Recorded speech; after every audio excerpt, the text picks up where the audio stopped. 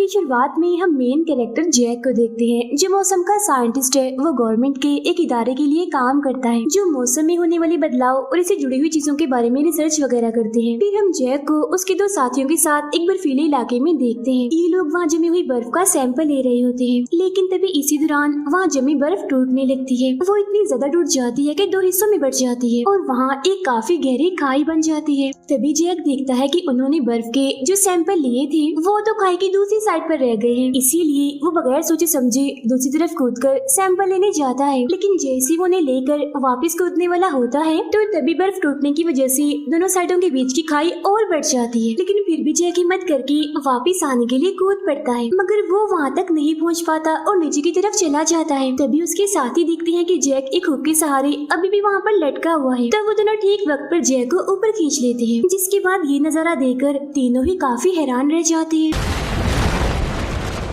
इसके बाद हमें दिल्ली शहर दिखाया जाता है, जहाँ सब मुल्कों की गवर्नमेंट की ग्लोबल वार्मिंग को लेकर कॉन्फ्रेंस हो रही थी। ग्लोबल वार्मिंग का मतलब है हवा में बहुत सारी गैसों का मौजूद होना, और इन गैसों की वजह से सूरज की किरणें जमीन से टकरा जाती हैं, जिससे जमीन और आसमान का टेम्परेचर बढ़ जाता है। यहाँ पर जैक भी होता है, जो ग्लोबल वार्मिंग की वजह से मौसम में होने वाले बदलाव के बारे में सबको बता रहा होता है। वो कहता है कि पिछले कुछ वक्त से हमारी जमीन के टेम्परेचर में काफी तेजी से बदलाव हो रहे हैं, और अगर हमने इस बारे में कुछ ना किया तो आने वाले 100 सालों में सभी ग्लेशियर पिघलकर समंदर में मिल जाएंगे, जिससे जाहिर है मौसम में भी बदलाव आएगा। जैसे कि कहीं बहुत ज्यादा बारिश और कहीं काफी बड़े तूफान आएंगे, और नॉर्थ एरिया जहाँ बर्फ पड़ती है वहाँ हद से भी ज्यादा टेम्परेचर गिरेगा, और टेम्परेचर गिरने की वजह से पूरी दुनिया में सब कुछ जमने लगेगा, यानी हर चीज बर्फ की लपेट में आ जाएगी। जाहिर है इससे कहीं भी जिंदगी का नामो निशान नहीं रहेगा।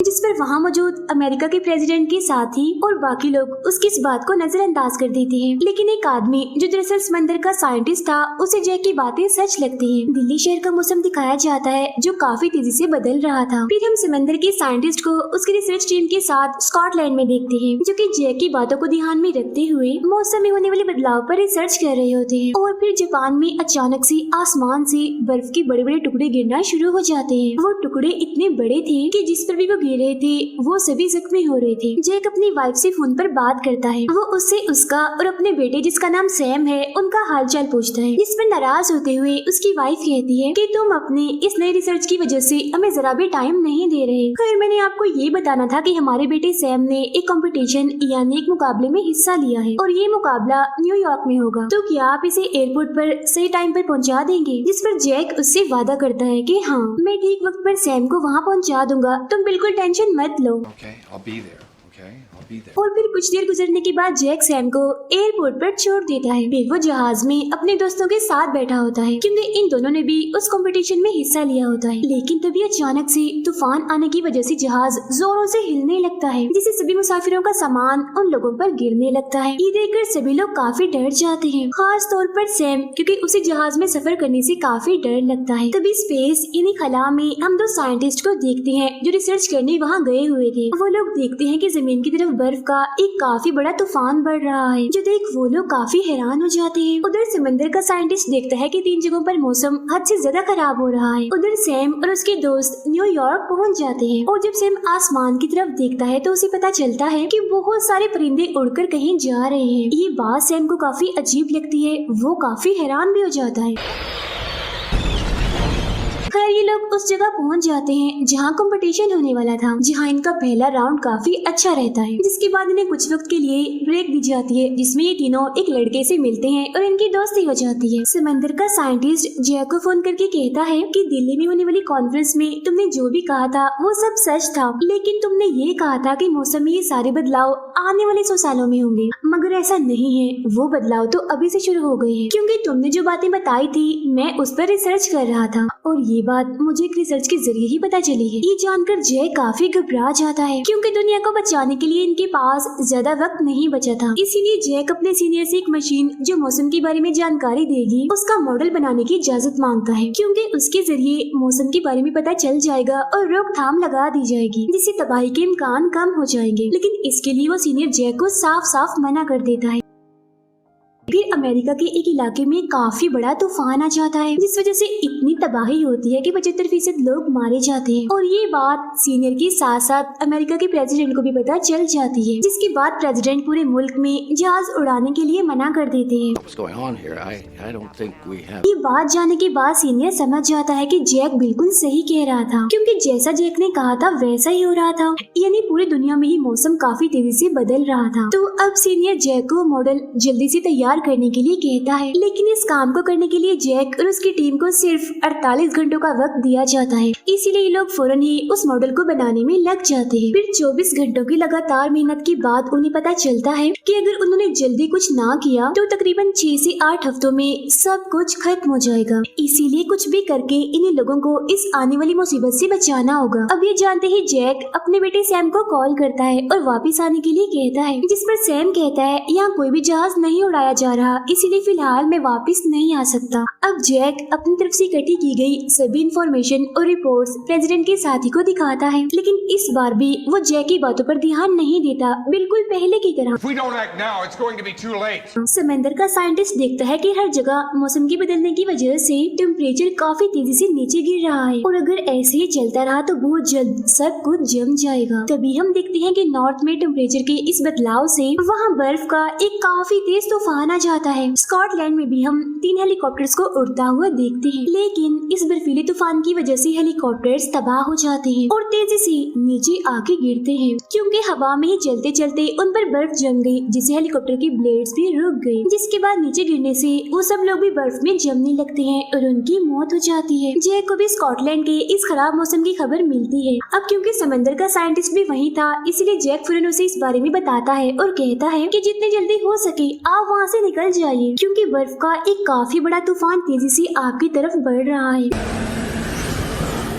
जिस पर दुखी होते हुए समंदर का साइंटिस्ट कहता है, अब काफी देर हो चुकी है, कोई फायदा नहीं है, कुछ नहीं होने वाला। फिर वो जैक को आखिरी अलविदा कहता है। तभी हम देखते हैं कि बर्फ का एक बहुत बड़ा तूफान तेजी से उनकी तरफ बढ़ रहा होता है, जिसकी लपेट में आने से समंदर के साइंटिस्ट और उसके साथियों की मौत हो जाती है। न्यूयॉर्क में काफी तेज बारिश हो रही होती है, जिस वजह से सैम और उसके साथी वहीं पर फंस जाते हैं। इसीलिए गार्ड उन सबको एक लाइब्रेरी में जाकर अपनी जान बचाने के लिए कहता है, और फिर तभी सैम को सामने से एक काफी बड़ी बिल्कुल किसी सुनामी जैसी लहर उनकी तरफ आते हुए दिखाई देती है, जिसके बहुत पास उसकी दोस्त खड़ी हुई थी। तब वो जल्दी से अपने दोस्त को उसे बचाकर लाइब्रेरी में ले आता है। तभी हम न्यूयॉर्क शहर का बहुत ही बुरा हाल देखते हैं, हर तरफ पानी ही पानी फैल गया था। फिर लाइब्रेरी के एक फोन से सैम किसी तरह अपने डैड जैक को कॉल करता है और पूरे न्यूयॉर्क शहर की खराब हालत के बारे में बताता है, जिस पर जैक कहता है, चाहे कुछ भी हो जाए तुम और तुम्हारे दोस्त इस लाइब्रेरी को छोड़कर कहीं मत जाना, और तुम घबराना नहीं मेरे बेटे, मेरा इंतजार करना, कुछ भी हो जाए मैं तुम्हें लेने जरूर आऊंगा। इसके बाद जैक अपने सीनियर के कहने पर प्रेसिडेंट से जाकर मिलता है और उन्हें अपनी तरफ से दी गई सारी रिसर्च की जानकारी देता है, जिसके बाद ये फैसला होता है कि इस मुसीबत की घड़ी में वो नॉर्थ के लोगों की मदद करेंगे। वहाँ पर फंसे हुए जितने भी लोग हैं उन्हें वहाँ से निकालकर वो साउथ एरिया में भेज देंगे, क्योंकि नॉर्थ की निस्बत साउथ के हालात बेहतर थे, इतने खराब नहीं थे। इसके बाद जैक अपने दोनों साथियों को लेकर अपने बेटे को वापस लाने के लिए न्यूयॉर्क के लिए निकल जाता है। न्यूयॉर्क में टेम्परेचर इतना गिर गया था कि वहाँ पर जितना भी पानी पड़ा था वो सारा का सारा जम गया था, और लाइब्रेरी में फंसे सारे लोग बाहर का ये भयानक नजारा देखकर काफी डर जाते हैं। उनमें से एक पुलिस वाले की नजर बाहर कुछ लोगों पर पड़ती है जो साउथ की तरफ चल कर जा रहे थे। ये देख वो सभी लोग भी लाइब्रेरी से निकलकर साउथ की तरफ जाने का सोचते हैं, मगर सैम उन्हें ऐसा करने से मना करता है और यकीन दिलाने की कोशिश करता है कि हम लोग बच जाएंगे। वो बताता है कि मेरे डैड मौसम के साइंटिस्ट हैं, मेरी उनसे बात हुई है, उन्होंने कहा है कि हम यही रुके, यही हमारे लिए ठीक होगा। My father's a climatologist. He works for the government. क्योंकि टेम्परेचर काफी तेजी से गिर रहा है और अगर हम बाहर गए तो यकीनन जमने की वजह से हम मारे जाएंगे। और हाँ, यकीन कीजिए मेरे डैड ने वादा किया है कि वो यहाँ आकर हम सबको बचा लेंगे, लेकिन उनमें से कोई भी सैम की बातों का यकीन नहीं करता। जिसके इसके बाद सैम के दोस्तों और कुछ लोगों के अलावा सभी लोग यहाँ से निकल जाते हैं। गवर्नमेंट जो कि तेजी से लोगों को साउथ में भेजने में लगी होती है, क्योंकि उनकी कोशिश होती है कि ज्यादा से ज्यादा लोगों को वो बचा पाए। जैक और उसके साथी जो न्यूयॉर्क की तरफ जा रहे थे, अचानक से रास्ते में बर्फ की वजह से उनकी गाड़ी खराब हो जाती है, इसीलिए अब उन्हें पैदल ही आगे जाना पड़ना था। उधर सैम और बाकी लोग ठंड से बचने के लिए लाइब्रेरी की सारी किताबों को जलाने लगते हैं। अब मौसम की इसी खराबी की वजह से प्रेसिडेंट की मौत हो जाती है, इसीलिए प्रेसिडेंट के साथी को ही अब नया प्रेसिडेंट बना दिया जाता है। जैक और उसके साथी चलते चलते एक ऐसे बर्फीले इलाके में पहुंचते हैं जहां इतनी बर्फ पड़ रही थी कि बड़ी बड़ी बिल्डिंग्स भी बर्फ से ढकी गई थी और ये लोग अब उन्हीं बिल्डिंग्स पर चल रहे थे। तभी चलते चलते जैक के एक साथी का एक बिल्डिंग पर से पैर फिसल जाता है और नीचे गिरने की वजह से उसकी मौत हो जाती है। उसकी मौत से जैक और दूसरी साथी को काफी दुख होता है, मगर ना चाहते हुए भी अपनी जान बचाने के लिए इन्हें आगे बढ़ना ही पड़ता है। उधर सैम की दोस्त की तबीयत अचानक से खराब होने लगती है, इसीलिए सैम अपने दोनों दोस्तों के साथ पानी के एक जहाज में जाता है दवाई लेने के लिए, क्योंकि वो जहाज समंदर से बाहर इधर आ गया था। अभी वो लोग जहाज में से दवा ले ही रहे थे कि तभी अचानक से उन लोगों पर भेड़िए हमला कर देते हैं जो जंगल से भाग कर यहाँ आ गए थे। वो सैम के एक दोस्त को काट कर जख्मी कर देते हैं, लेकिन सैम जैसी तैसी अपने दोनों दोस्तों को बचाकर वापस लाइब्रेरी में ले आता है। फिर वो दवाई सैम की दोस्त को देते हैं, जिसे खाने के बाद वो काफी अच्छा महसूस करती है। जैक और उसका साथी अभी भी पैदल ही आगे बढ़ रहे थे, मगर तभी अचानक जैक का साथी नीचे गिर जाता है, क्योंकि ठंड की वजह से वो बेहोश हो गया था। इसीलिए जैक उसे लेकर एक जगह पर रुकने का फैसला करता है। स्पेस में उन दोनों साइंटिस्ट को अब जमीन पर बर्फ का तूफान कम होता हुआ दिखता है। इसे सच में अब न्यूयॉर्क में भी तूफान रुक जाता है, जिस वजह से जैक के साथी को होश आ जाती है और वो लोग दोबारा से चलना शुरू कर देते हैं। और फिर बहुत जल्द वो लोग सैम के पास लाइब्रेरी पहुंच जाते हैं। यहाँ वो दोनों बाप बेटा एक दूसरे को देखकर काफी खुश होते हैं और गले मिलते हैं। अब जैक अपने बेटे सैम और बाकी लोगों को बचाने के लिए अपने सीनियर को कॉल करके मदद मांगता है। तब सीनियर ये बात प्रेसिडेंट को बताता है। इस बार नए प्रेसिडेंट जल्दी से जैक और बाकी लोगों को बचाने के लिए वहाँ हेलीकॉप्टर भेजते हैं। बहुत जल्द हेलीकॉप्टर्स वहाँ पहुँच जाते हैं और सभी को बचा लिया जाता है। फिर जब ये लोग हेलीकॉप्टर से नीचे देखते हैं तो इन्हें पता चलता है कि न्यूयॉर्क में काफी सारे लोग अभी भी बचे हुए हैं, मगर ये वो लोग थे जो बिल्डिंग्स के अंदर रहे थे और जिनको सैम ने मना किया था लाइब्रेरी से जाने से, वो तो मर चुके थे। फिर हम देखते हैं कि अब मौसम आहिस्ता आहिस्ता खुद ही साफ होना शुरू हो गया है, जिसके कुछ ही वक्त के बाद सब कुछ पहले जैसा नॉर्मल हो जाता है। फिर नए प्रेसिडेंट टीवी पर सभी लोगों से अपनी गलती की माफी मांग रहे होते हैं, क्योंकि शुरुआत में जब जैक ने उन्हें मौसम के बदलने के बारे में बताया था तो उन्होंने जैक की बात नहीं मानी थी। वो कहते हैं कि अगर मैं उस टाइम जैक की बात मान लेता तो शायद आज मैंने बहुत सारे लोगों को बचा लिया होता। मुझे इस बात का दुख है कि बहुत सारे लोग मारे गए। और एक अहम बात, ये तो हमें कुदरत की तरफ से दिखाया गया एक छोटा सा सैंपल था। अगर हम अपनी जमीन की कदर नहीं करेंगे, उसके साथ खेलेंगे, गंदगी और इस तरह की चीजों पर काबू नहीं पाएंगे तो हमें ऐसी ही सजा मिलती रहेगी। ये करके कुदरत ने हमें दिखा ही दिया कि हम इंसान उसके सामने कुछ भी नहीं है। प्रेसिडेंट के इसी दिल को छू जाने वाली मैसेज के साथ ही ये फिल्म यहीं पर खत्म हो जाती है।